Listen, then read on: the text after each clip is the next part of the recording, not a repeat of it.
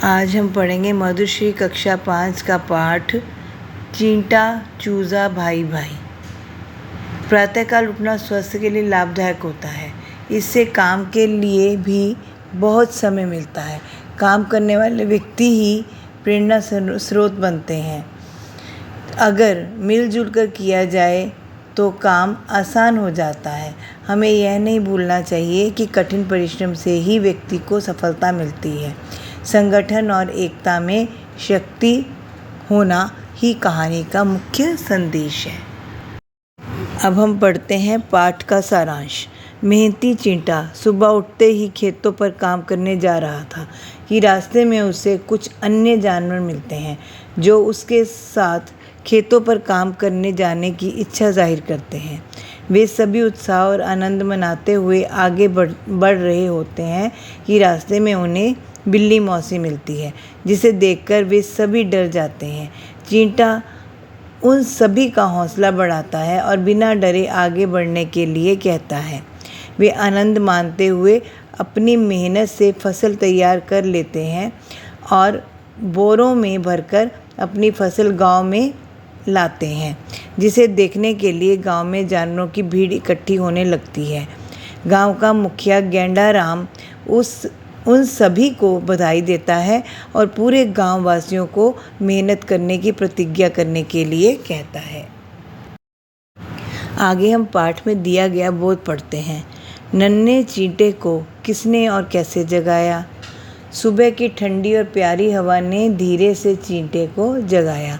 बीच सड़क पर कौन लड़ रहे थे? बीच सड़क पर दो चूजे लड़ रहे थे।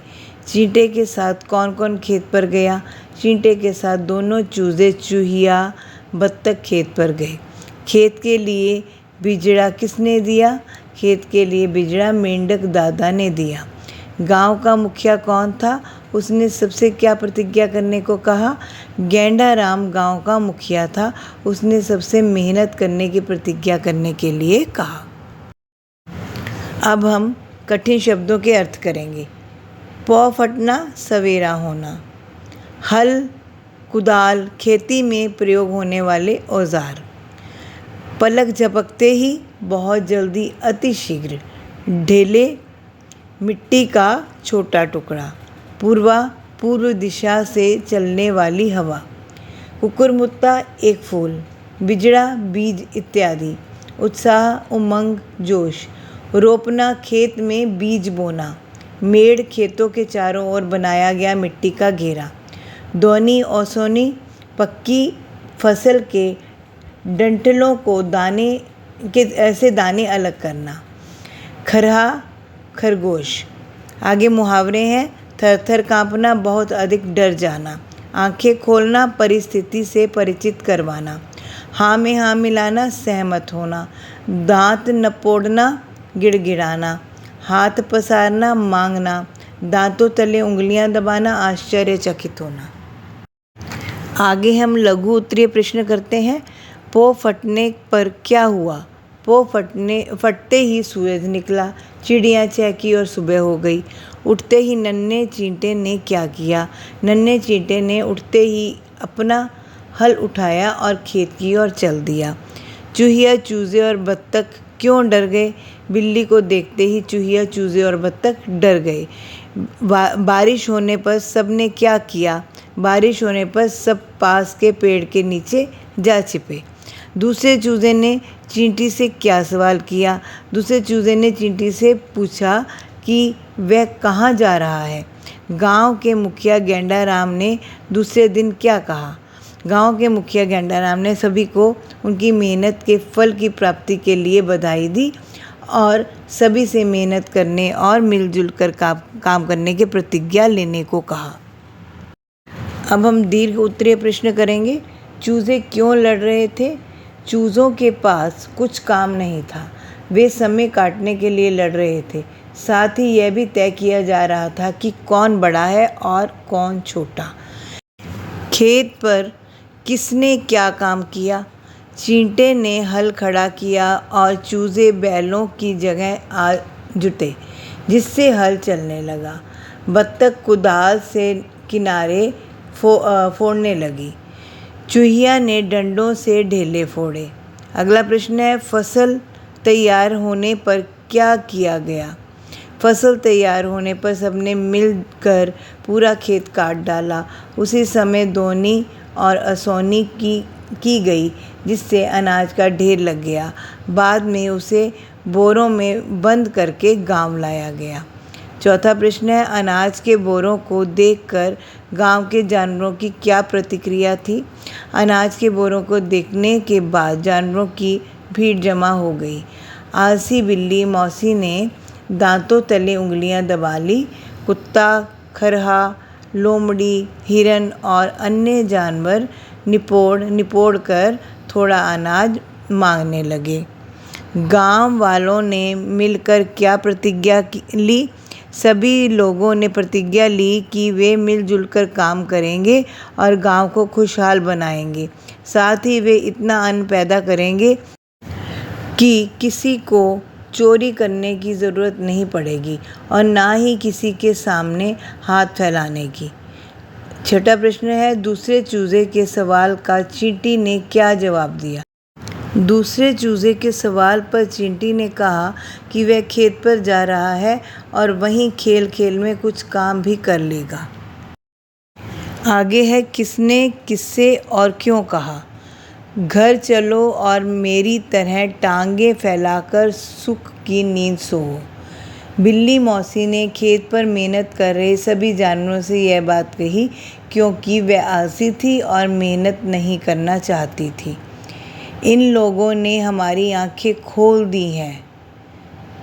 यह बात गांव के मुखिया गेंडाराम ने सभी जानवरों से कही, क्योंकि वे छोटे जानवरों द्वारा की गई मेहनत से प्रसन्न थे और सभी को मेहनत करने का संदेश देना चाहते थे।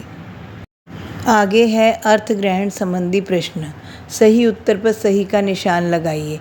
दूसरे दिन पूरे गांव के मुखिया गेंडाराम ने कहा, भाइयों, हम सब गांव के निवासी चींटा, बत्तख, मेंढक, चूहिया और चूज़ों को बधाई देते हैं। ये देखने में छोटे हैं, पर इन्होंने ऐसा काम किया है जो हम बड़े जानवर नहीं कर सके। इन लोगों ने हमारी आंखें खोल दी हैं। पहला प्रश्न है, गांव का मुखिया कौन था? उत्तर है गेंडाराम। गांव के मुखिया ने किससे बधाई दी? किससे दी? चींटा, बत्तख, मेंढक, चूहिया और चूज़ों को बधाई दी। किसने किसकी आंखें खोल दी? छोटे जानवरों ने बड़े जानवरों की आंखें खोल दी। चींटा, बत्तख, मेंढक, चूहिया और चूज़ों ने ऐसा कौन सा काम किया था जो बड़े जानवर नहीं कर पाए? उन्होंने मिलजुल कर मेहनत से फसल तैयार करने का काम किया। आगे हम व्यवहारिक और पारिस्थितिजन्य भाषा करते हैं। भाषाई घटक। पहला है, समझिए और 3-3 शब्द लिखिए। क्ष। क्ष किन वर्णों के मेल से बना है? क और श। आधा क प्लस श। त्र आधा त प्लस र। ज्ञ आधा ज प्लस न्य। श्र आधा श प्लस र। तो क्ष से शब्द हैं क्षमा, क्षितिज, कक्षा। त्र से शब्द हैं त्रिभुज, त्रिशूल, त्रिलोक। ज्ञ से शब्द हैं प्रतिज्ञा, आज्ञा, ज्ञान। श्र से शब्द हैं बाल श्रम, विश्राम, आश्रम। अगला है अनुस्वार और अनुनासिक वाले शब्द पाठ में से छांट कर लिखिए। तो ये बच्चों आपको खुद करने हैं, पर मैं कुछ आपको बता देती हूँ। चिड़िया, हंसकर, पहुँचे, आँख मिचोली, बूंदें, गाँव, दांत, ये सब कौन से हैं? अनुनासिक वाले। अब अनुस्वार वाले हैं ठंडी, कंधे, तुरंत, लंबे, नींद, बंद। इसके अलावा आप और ढूंढ सकते हैं।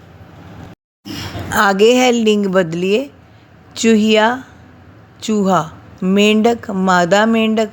लोमड़ी, नर लोमड़ी। बिल्ली, बिलाव। गैंडा, मादा गैंडा। कुत्ता, कुतिया। हिरन, हिरनी। मौसी, मौसा।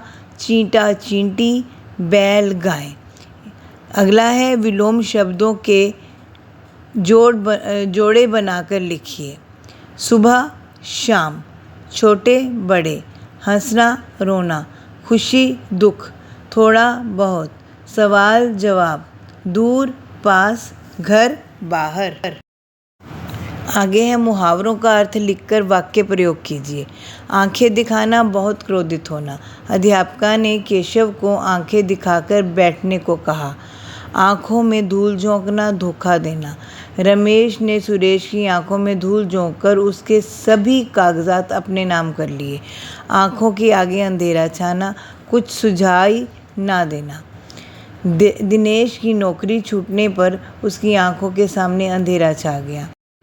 आंखों का तारा होना, सबसे प्यारा होना। रवि अपनी माँ की आंखों का तारा है। किसी वस्तु, व्यक्ति, स्थान तथा भाव के नाम को संज्ञा कहते हैं, जैसे चींटी, हल, खेत, खुशी आदि। अब दिए गए शब्दों में जो संज्ञा नहीं है उस पर सही का निशान लगाएं। हमने उस पर निशान लगाना है जो संज्ञा नहीं है। चूज़ा, खरगोश, तुम, बिल्ली। तो तुम क्या है? संज्ञा शब्द नहीं है, ये सर्वनाम शब्द है। हल, ठंडी ठंडी, चूहिया, सड़क। इसका उत्तर आएगा ठंडी ठंडी, जो ये संज्ञा शब्द नहीं है। आगे है डरना, मेंढक, गेंडा, चींटी। मेंढक, गेंडा, चींटी ये सब संज्ञा शब्द हैं और डरना संज्ञा शब्द नहीं है। कुदाल, आसमान, नाचते गाते, फसल।